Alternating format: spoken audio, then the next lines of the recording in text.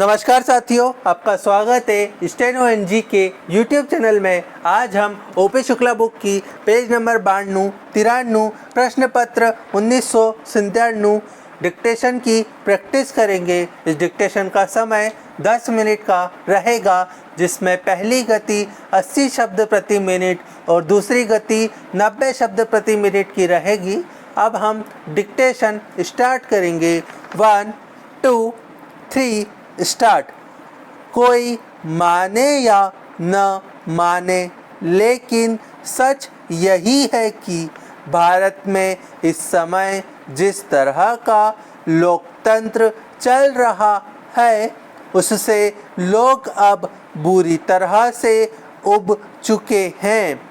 भारत में अब लोकतंत्र का दूसरा मतलब अब बिना किसी डर के खुला भ्रष्टाचार और पद पर बैठकर चाहे जिस तरह की बेईमानी करना हो गया है। यहाँ लोकतंत्र का मतलब आदमी के लिए जुए, सट्टे और लॉटरी से अधिक नहीं है। देश के लोग जिस प्रकार कोई आदमी लॉटरी में करता है, एक बार इस लॉटरी का टिकट लिया और उसमें अगर इनाम नहीं मिलता तो फिर किसी दूसरी लॉटरी में किस्मत आजमाने के लिए टिकट खरीद लिया। कुछ वैसा ही कर रहे हैं, लेकिन यह अनुभव बता रहा है कि एक बार लॉटरी में तो भूले भटके से चांस लग भी सकता है, लेकिन जिस तरह का लोकतंत्र अपने यहाँ चल रहा है, उसमें एक सच्चे, ईमानदार और केवल देश के व्यापक हितों को ध्यान में रखकर काम करने वाले नेता और उसकी सरकार की कल्पना नहीं की जा सकती।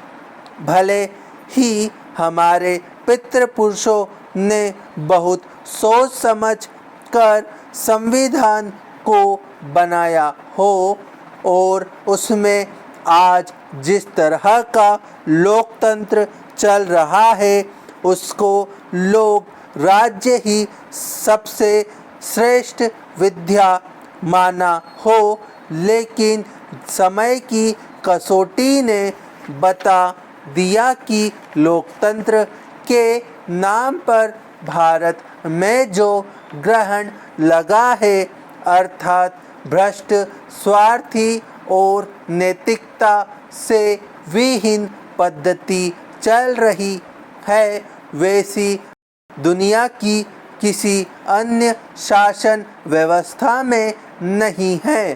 तानाशाही के बारे में कहा जाता है कि वह खराब व्यवस्था है, वहाँ पर कोई गुंजाइश ही नहीं है, सब गुलाम होकर रह जाते हैं और तानाशाही जो भी कहता है उसको मानने के लिए बाध्य होते हैं। तानाशाह भी यही करता है कि उसे जहाँ भी कोई विरोधी दिखाई देता है, उसे समाप्त करने में देर नहीं करता। उसका सारा समय केवल अपनी कुर्सी की सुरक्षा में जाता है। उसका सबसे पहला काम यही होता है कि अपने चारों ओर सुरक्षा की एक पक्की दीवार खड़ी कर ले और उसके बाद वह काम करता है।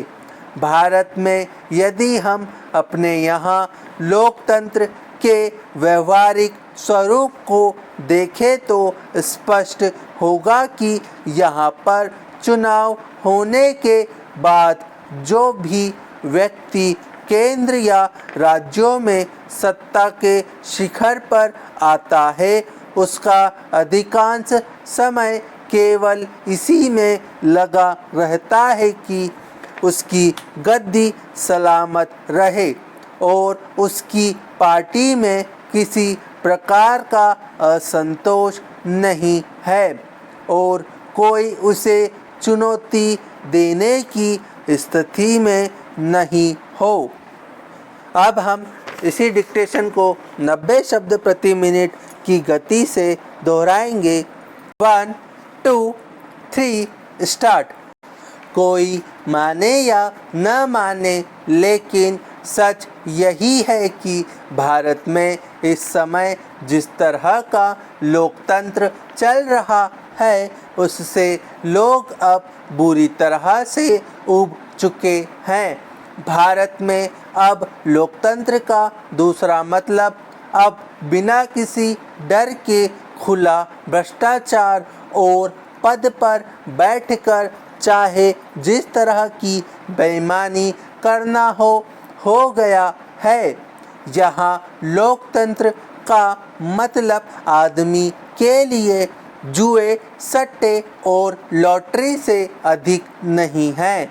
देश के लोग जिस प्रकार कोई आदमी लॉटरी में करता है कि एक बार इस लॉटरी का टिकट लिया और उसमें अगर इनाम नहीं मिलता तो फिर किसी दूसरी लॉटरी में किस्मत आजमाने के लिए टिकट खरीद लिया, कुछ वैसा ही कर रहे हैं।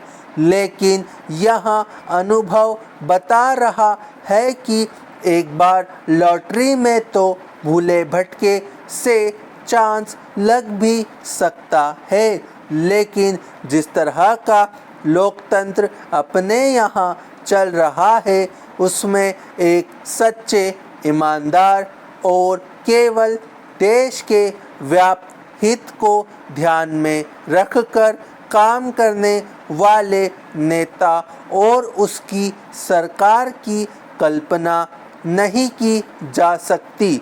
भले ही हमारे पितृपुरुषों ने बहुत सोच समझ कर संविधान को बनाया हो और उसमें आज जिस तरह का लोकतंत्र चल रहा है उसको लोग राज्य ही सबसे श्रेष्ठ विद्या माना हो, लेकिन समय की कसौटी ने बता दिया कि लोकतंत्र के नाम पर भारत में जो ग्रहण लगा है अर्थात भ्रष्ट, स्वार्थी और नैतिकता से विहीन पद्धति चल रही है, वैसी दुनिया की किसी अन्य शासन व्यवस्था में नहीं है।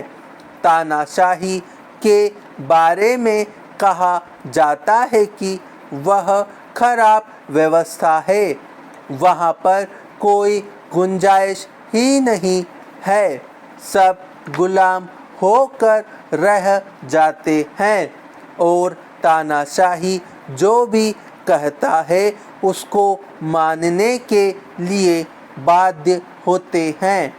तानाशाह भी यही करता है कि उसे जहाँ भी कोई विरोधी दिखाई देता है उसे समाप्त करने में देरी नहीं करता। उसका सारा समय केवल अपनी कुर्सी की सुरक्षा में जाता है।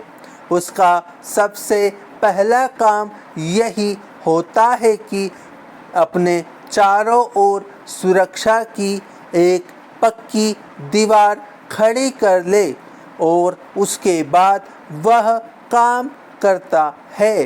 भारत में यदि हम अपने यहाँ लोकतंत्र के व्यवहारिक स्वरूप को देखें तो स्पष्ट होगा कि यहाँ पर चुनाव होने के बाद जो भी व्यक्ति केंद्र या राज्यों में सत्ता के शिखर पर आता है उसका अधिकांश समय केवल इसी में लगा रहता है कि उसकी गद्दी सलामत रहे और उसकी पार्टी में किसी प्रकार का असंतोष नहीं है और कोई उसे चुनौती देने की स्थिति में नहीं हो। तो उम्मीद है ये वीडियो आपको पसंद आई होगी। अगर पसंद आती है तो इसे लाइक करिए, चैनल पे नए हैं तो उसे सब्सक्राइब करिए। आज के लिए इतना ही। जय हिंद, जय भारत।